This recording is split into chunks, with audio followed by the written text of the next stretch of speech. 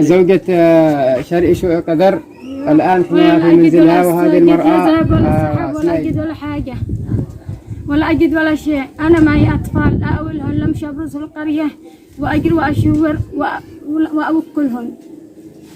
الظروف عندك صعبة. أيوة الظروف عندي صعبة. البيت خربان والبيت خربان والمنزل خربان ولا فرش ولا قعايد ولا. وأنا عندي أكياس ضرورة مريضة. وعندها حالة مرضية صح؟ أيوة حالة مرضية. كم من الأولاد الأطفال؟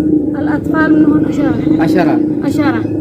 وأنا ما أقول ولا حاجة ولا يقول النيش لمش أقوم في القرية وأبرز وأقوم وأنفع ما أكلش نوعية. في اليوم تحصلين قوت يومك ولا ما تحصلين؟ بعد الحين حصل بعد الحين ما حصلش. يرقدون طواكلية؟ أيوة. كشمي مويه ياكلون. أنا لا أجد ولا أستجد لا ذهب ولا ذهب. منظمات تمشي في كل مكان وأنا ما أستلم. محرومة من جميع الحالات. محروم من جميع الحالات.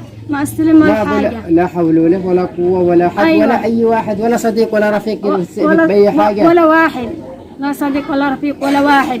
حال نفسي وابني بس اليوم التاريخ وأرم الله لا أجد ولا أستجد أطفالي. ما أيضا من البرنامج. وأنا عندي أحياء عندي حالة ضرورة في شهر رمضان. احنا حالتنا تعبانة وراي بيتي متوفي ولا ناقد بقله اننا ما نشي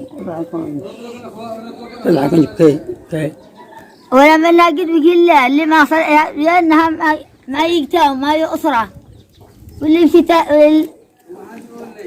ولا حد يؤرني ولا أي أذى في بيتي وزوجي متوفي له سنة.